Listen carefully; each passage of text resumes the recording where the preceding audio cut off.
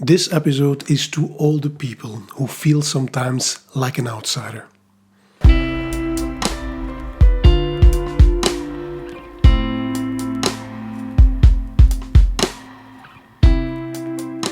In the 20th century, there was a man who wrote down the following riddle-like sentences. Clouds are not spheres, mountains are not cones, coastlines are not circles, and bark is not smooth, nor does lightning travel in a straight line. And he created, by using mathematics, these fantastic and beautiful images called fractals. And by doing this, he challenged the conventional view on nature. A view that was created by the work of Euclid and that existed for more than 23 centuries. This particular image of fractal is the Mandelbrot set and is by some even called the fingerprint of nature. But what are these images? And who is that man who created them? In this episode, I like to share with you several books that give us insights in the life and work of an extraordinary man. And his name is Benoit Mandelbrot. Welcome back to Bold Books and Bones.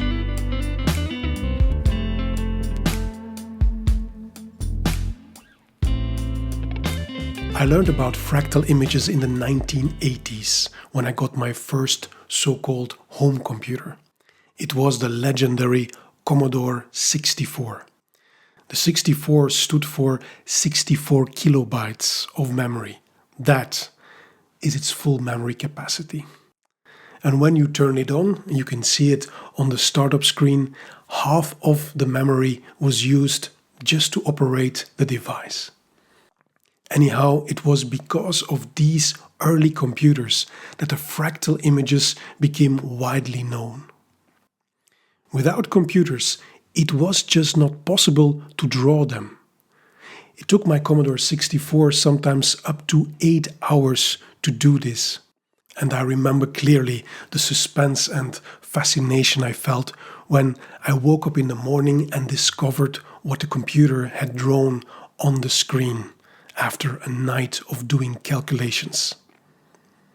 Now you can calculate these images, of course, in a matter of seconds on any smartphone.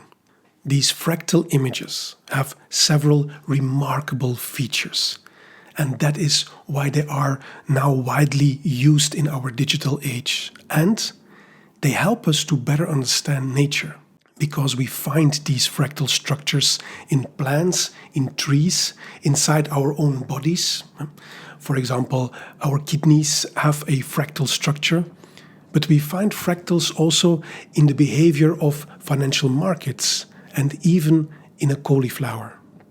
So somehow these fractal images have a strange yet familiar beauty. If you are interested in the mathematics behind these structures, I will leave a link in the comment section to the YouTube channel called A Number File. They have a great episode on it. As a psychologist, I'm particularly interested in who this man was, who discovered this beautiful geometry. And I'm interested in what the relevance is of these images to us humans. Therefore, the first book that I like to share with you is called The Fractalist. It is an autobiography by Benoit Mandelbrot, who is, of course, the man behind all this exceptional human knowledge.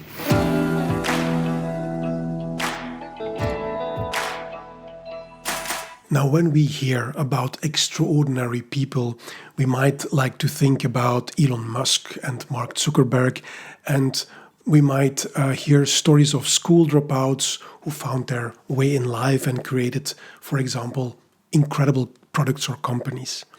However, when you read about Benoit Mandelbrot's life, it is a different story. It becomes clear from reading his book that he was an outsider for most of his life. But his thinking was always very much enriched by the many different schools, universities, and institutes that he was able to attend. Among them were Paris, Geneva, Cambridge, Princeton, Harvard, and Yale, and also companies like Philips and mainly IBM, where he worked for more than 35 years. We also learn from his autobiography that throughout his life he also met many extraordinary people who have in one way or another influenced him.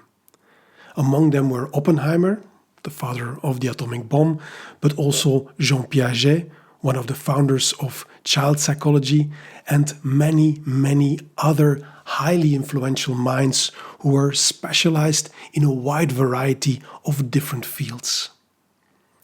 So he was an outsider. However, to say the least, he was the opposite of a college dropout. Benoit Mandelbrot describes himself as a maverick, so an independent man who avoids conformity. And from his book we learn that he had a clear dream. He cherished the desire to do what Johannes Kepler had done centuries before him. Kepler was an astronomer and mathematician who was born at the end of the 16th century.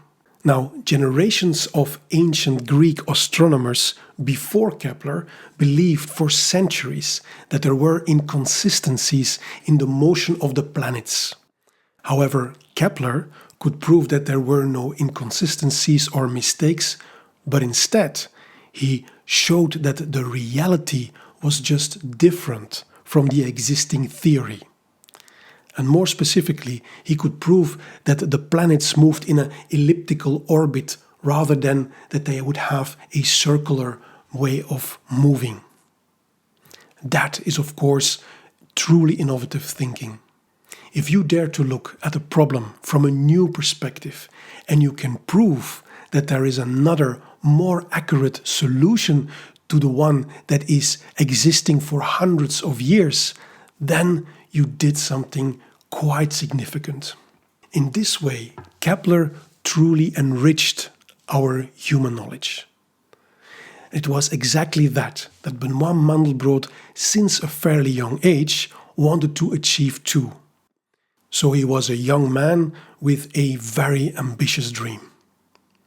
And just like Kepler's ideas, Mandelbrot's extraordinary insights and discoveries were not automatically accepted by the people in his lifetime.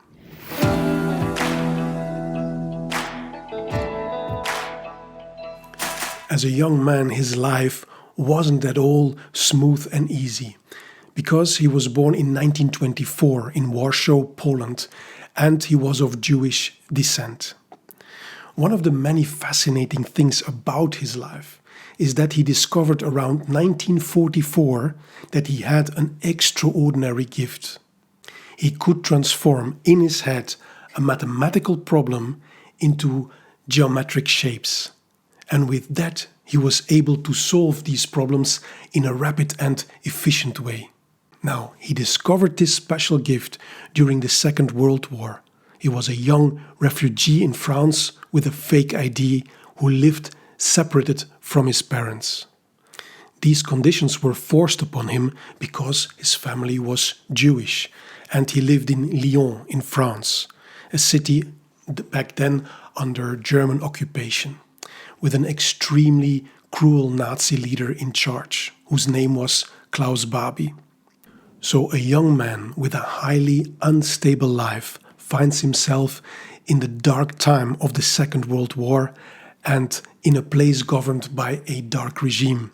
And there he discovered his extraordinary skill. And I love the way he explains this part of his life in his autobiography. And I quote, "Where did the gift come from? One cannot unscramble nature from nurture, but there are clues. I mix mathematics and art every day.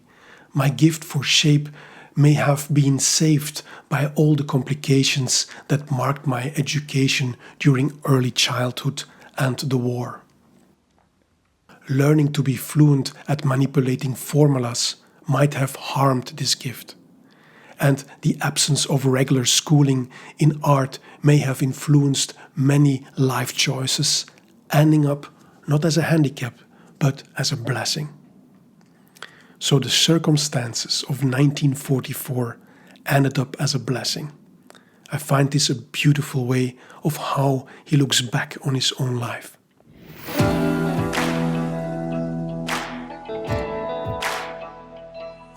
From his biography, we discover an extraordinary man who has influenced many different scientific fields, like linguistics, economy, engineering, mathematics, and physics. And in many of these fields, he had his Keplerian moments, where he discovered, enhanced, or sometimes even radically redefined the existing understanding of a certain problem.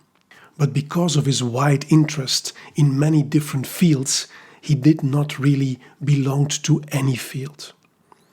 And naturally, but unfortunately, some people strongly opposed him, because they saw him as an intruder with a totally different way of looking at reality and who turned their world upside down. Luckily, he persisted in his Keplerian ambition, and by doing this, he enriched in so many ways our human understanding of nature. If you want to discover the life of an extraordinary man who created beautiful and far-reaching knowledge, or if you are looking to learn about the life of an outsider because you are searching for guidance and inspiration, then this book is definitely for you.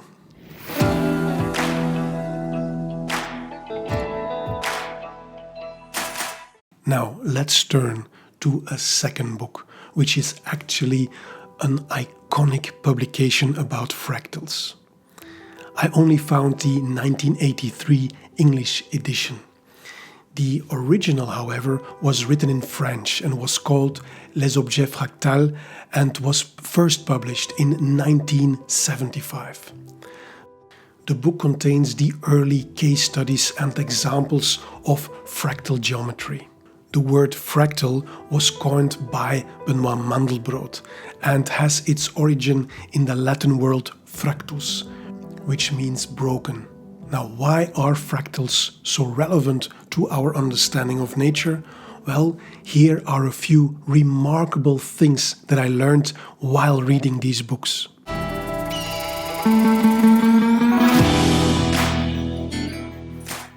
The first amazing property of many fractals is that they can be infinite in length, however only cover a finite area.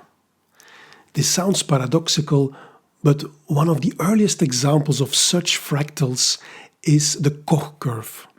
And this is how it works.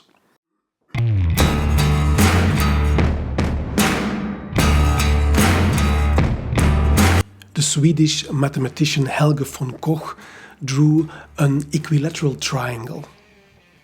Next, he divided each side into 3 equal sections. And on the middle section of each side, he drew another equilateral triangle. Now, what is so fascinating is that the more you repeat this procedure, the longer the circumference of this snowflake-like structure becomes. And ultimately, it becomes infinite. However, you notice that the surface in which this Koch curve is drawn, and no matter how many triangles you will add, its surface will never surpass a finite area. Now, an infinite perimeter in a finite area might sound very theoretical. However, once more, we find this principle in many natural phenomena. One of them being our own lungs. If you would unfold the human lungs, it would cover the surface the size of a tennis court. And the total length of all the airways running through our lungs is about 2,400 kilometers. That would be the distance between Berlin, Germany, and Madrid in Spain. So the lungs are a clear and one of the many examples of how nature uses fractal structures. In this case, it is to accommodate a very large organ into a rather small space.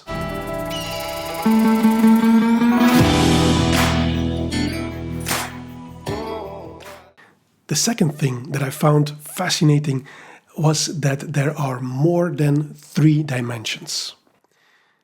When we think about a traditional Euclidean geometry, then we think about 3 dimensions. 1 is a straight line, 2 is a square with a surface area, and a cube has 3 dimensions. Now, what Mandelbrot points out is that there are dimensions in between these 3.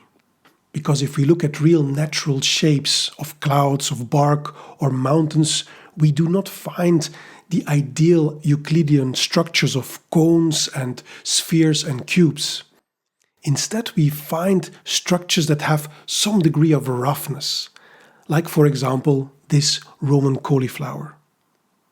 Depending on its roughness, an object can have, for example, a dimension 1.8 or 2.7 and so on.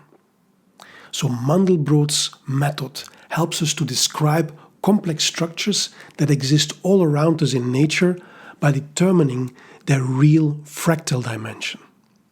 One of the many applications of this method is that in many movies and video games, the landscapes that you see at the back of a scene are actually fractals. They are not real landscapes. Instead, they are created by mathematical formulas which include a degree of roughness. And this roughness is, amongst others, determined by the fractal dimension. The examples you see here are created by the software called World Creator, and they use, among other methods, fractal geometry to draw these beautiful but artificial landscapes.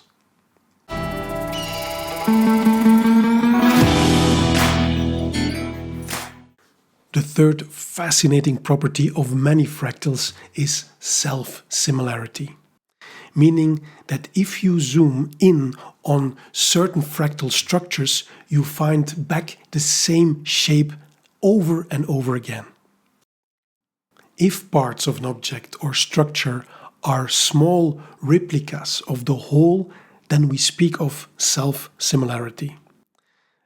For example, one floret of this Roman cauliflower looks like the whole cauliflower. And self-similarity can be found in many different areas of nature, even inside our own bodies. We find it again in the lungs and in the kidneys, but it also can be found in very different places, like in the behavior of financial markets. And this last observation is yet another Keplerian moment created by Benoit Mandelbrot. In this book called The Misbehavior of Markets, which became a global bestseller, Mandelbrot and Richard Hudson questioned the findings of some of the well-established financial theories. Also, they illustrate how the behavior of financial markets can be described and better understood by applying fractal geometry. And self-similarity is one of the properties we find in some financial data that are plotted over time. This and many other examples that can be found in these books show how the knowledge discovered by Benoit Mandelbrot gives us a variety of new perspectives on nature and on ourselves.